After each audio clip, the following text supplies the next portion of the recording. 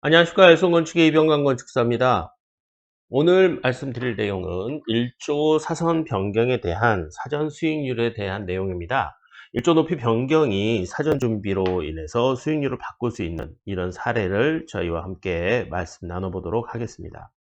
1조 변경은 기본적으로 소규모 건축에서 아주 민감한 부분이죠. 물론 대규모 건축에서는 더욱더 수익률을 바꿀 수 있는 부분인 건 사실입니다.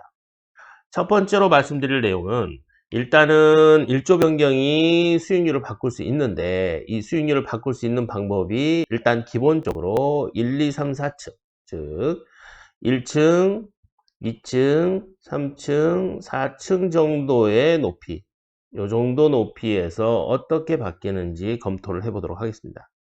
물론 대지 경계선에서 띄어야 하는 거리는 일단은 9m 이하였을 때 1.5를 이겨가게 되어 있습니다. 이러다 보니까 층고가 3m, 3m, 3m 이러다 보면 빠듯해요. 이게.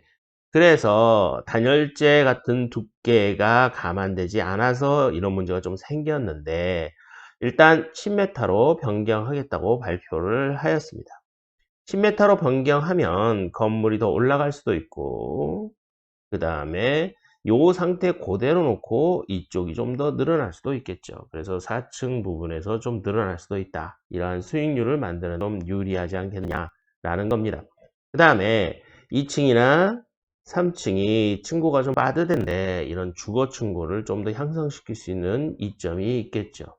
그래서 발표 내용을 간단하게 한번 되짚어 보고 그 내용에 대한 구체적으로 우리가 어떤 식으로 대응해야 되는지를 검토해 보는 시간을 갖도록 하겠습니다. 일단 1조권에 대한 내용이 검토되어서 국토교통부에서 발표한 내용을 보시면 1조 높이 기준 9m에서 10m로 완화하는 규정이 나와 있고요. 건설업 등록 및 발주 과정에서 겪는 불편함을 개선해 주겠다고 하였고 도시공원에 설치 가능한 교양시설 그 다음에 이거를 조례로 위임한다라는 내용이 있습니다. 그래서 첫 번째, 두 번째, 세 번째 내용이 있고 그 다음에 이제 건축심의 간소화 내용이 나와 있죠. 그 다음에 무순위 공개 모집 이것도 나와 있고 정의적 배터리 나와 있습니다. 우리가 이제 여기서 좀 관심 있게 볼 부분은 아무래도 건축심의하고 건설업하고 그 다음에 1조 높이 요 세 가지인 것 같습니다. 여기서 이제 우리는 1조 높이를 좀 중점적으로 검토해 보도록 하겠습니다. 국토교통부 보도자료 내용이고요. 그 다음에 이제 3층 건물에 대한 높이 기준을 9m에서 10m로 완화한다라는 조건들이 나와 있어요. 그래서 최근 단열하고 에너지 절약 기준이 강화되고 있는데 이것들을 좀 조정하겠다라는 내용이거든요. 그래서 층고 높이 증가에 따라서 뭐 이거 이제 좀 내용을 좀 바꾸겠다. 그 다음에 이제 단열재 같은 게 높아져서 이런 것들이 이제 억지로 맞추는 것들이 있었는데 최소한 이런 것들이 좀 개선되지는 않겠느냐 이런 내용입니다. 뭐 좋은 조건이죠. 아무래도 이제 단순하게 3층 정도에서 3m, 3m, 3m 이렇게 계산을 했던 것 같아요. 하지만 이제 아시다시피 요즘은 여러 가지 이제 제약 조건들이 많이 생겼죠. 그래서 이제 건물을 지을 때 여기 이제 그 대지에 건물을 지으면 1층이 3m가 되면 뭐가 문제냐면 주거를 지었을 때 우수 침투를 막을 수가 없어요. 그래서 보통 우리가 이제 1층을 좀 들거든요. 1m 정도. 그 다음에 이렇게 3m, 3m, 3m 이렇게 주거를 지어버리면 여기서 여기까지 10m가 넘잖아요. 그렇죠? 그래서 예를 들어서 요 1m를 조금 줄이고 그 다음에 요거를 뭐 한 2.8로 줄이고 요거를 2.8로 줄이고 그 다음에 여기도 2.8로 줄였는데 문제는 이제 여기 단열재가 들어간단 말이에요. 이러다 보니까 요거는 층고가 최소한 3m 나와야 돼요. 그러면 여기서 뭐 예를 들어서 0.2 줄이고 여기서 0.2 줄이고 여기서 0.5 줄여봐야 이게 0.9밖에 못 줄이거든요. 아무리 줄인다고 해도. 이러다 보니 9m 규정에서는 좀 무리가 있었는데 10m로 하면 이런 것들이 좀 여유가 있게 되는 거죠. 그래서 이런 규정들이 변경된다라는 내용이고요. 그 다음에 이제 건설업 등록 발주 요거는 이제 기존에 상호간의 시장이 요게 좀 자동적으로 평가될 수 있게, 그 다음에 실적 같은 것도 바로바로 될 수 있게 요걸 이제 좀 계산하겠다라는 내용이에요. 그 다음에 이제 건축물 대장에서 이제 주요 공사자 시공자 범위를 종합건설업 등록 그 업체 외에 전문건설업 등록업체도 포함시킬 수 있도록 이제 하겠다라는 내용이니까 요거 이제 검토를 하면서 좀 다양한 내용들이 이제 앞으로 계속해서 나올 것 같습니다. 그 다음에 이제 그 심의가 좀 사실 과도하게 불편을 주는 경향이 있었어요. 물론 이제 심의라는 건 있어야겠죠. 있어야겠는데 이 심의라는 게 좀 담당자의 좀 주관적인 생각, 또 심의원의 주관적인 생각이 강하게 접수되는 경향이 있었거든요. 뭐 예를 들어 심의원이 5명이다. 그러면 예를 들어서 5명 중에 1명의 의견이 나왔다. 그럼 이 4명이 동의를 해야 되는데 이 동의를 안 하더라도 이 1명 의견이 써져 있거든요. 그러다 보면 사업이 진행이 안 되는 경우가 많이 있어요. 물론 다수의 의견, 뭐 예를 들어서 4명의 의견이 동일하게 적용되는데 1명이 반대해서 이게 또 적용 안 되는 경우도 있거든요. 이러다 보면 사실 뭐랄까 새로운 기술, 그 다음에 좋은 방법, 이런 것들이 좀 과도하게 눌리는 경향이 있어요. 그래서 이런 부분들이 좀 문제가 있었다 해서 이제 개선하려고 하는 건데, 사실 이 얘기는 계속해서 나왔던 얘기입니다. 그래서 그게 좀 안타깝기도 하고요. 시민은 반드시 개선돼야 된다는 생각이 저의 생각인데, 사실 이제 2층 3층 지을 때도 심의를 해요. 조그만 창고 지을 때도 심의하고, 그런 것들이 좀 문제다. 그런 것들이 이제 빨리 개선되면 좋겠다라는 게 저 개인적인 생각입니다. 그 다음에 이제 규제 개선 이제 세부 방향으로 이렇게 들어가서 보니까 단열 구조, 에너지 기준 등이 강화에 따라서 이제 건물의 바닥 두께라든가 이런 것들을 변경하겠다라는 뜻인데요. 이런 것들이 이제 빨리 변경이 돼야죠. 이런 것들은 빨리 변경이 돼야 되고요. 그 다음에 이제 내용들 보시면 아시겠지만 단열 구조 에너지 절약 기준 강화에 따라서 바닥 층고 두께가 이제 증가한 건 사실이에요. 실제로 이제 예전에는 한 60mm 정도 했던 게 요즘 뭐 200mm, 250mm, 그 다음에 300mm 이렇게 늘어났거든요. 단열재 두께가 늘어난 거에 대해서는 저는 아주 환영해요. 하지만 그러다 보니까 이제 층고가 거의 안 나오는 문제들이 발생을 했어요. 그래서 요거를 한 1m 정도 완화해 주겠다라는 뜻으로 해석을 하시면 되겠다, 검토할 방법이 있지 않느냐, 이런 생각이 듭니다. 그래서 좀 참고로 해야 되는 사업 수익률 전환에 좀 필요한 부분이다 라고 생각이 들어요. 그 다음에 여기 보시면 이제 내용에서 이제 정책을 이제 계속해서 진행은 하겠지만 그 정책이 이제 끝까지 좀 갔으면 좋겠어요. 항상 건설업 등록 기준의 사무실 기준도 조금 바뀌었네요. 그래서 시도 안에 위치한 사무실을 갖출 것이라고 되어 있는데, 물리적 상시 사무실로 가능하면 인정하고 불법 건축물, 농업용 시설 이런 것들은 이제 제외한다라는 것들을 뭐 내용을 좀 이렇게 만들어 보겠다라는 내용입니다. 그래서 뭐 좀 완화되는 거 많이 도움이 됐으면 좋겠어요. 뭐 규제 개선은 발표만 할 게 아니라 빨리 변경이 돼야죠.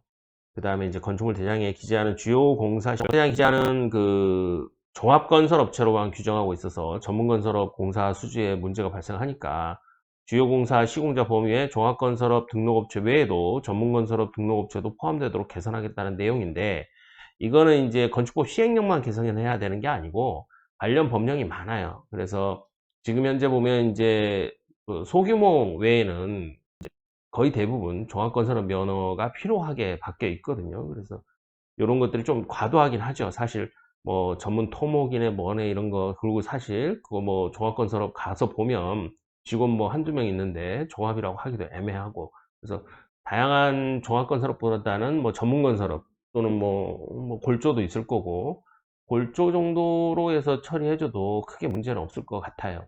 그래서 물론 이제 그런 면허가 좀 개선되고, 그 다음에 기술 인력들, 수급들, 그 다음에 관에서 점검하는 것들은 당연히 개선돼야 된다고 보여지고요. 그 다음에 지금 잘하고 있는데 조금 완화해 주는 것도 나쁜 방법은 아니다. 그래서 종합건설업 말고 뭐 예를 들면 건설업 면허 아니면 종합이라는 말을 떼고 뭐 예를 들어서 전문 건축 공사업 면허 뭐 이런 것들 만드는 것도 나쁘진 않을 것 같아요.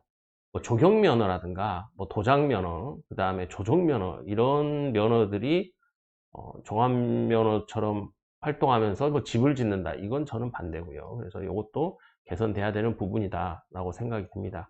뭐 심의관수화는 당연히 돼야 될 것 같긴 한데 무순위 청약도 좀 참고하시고요.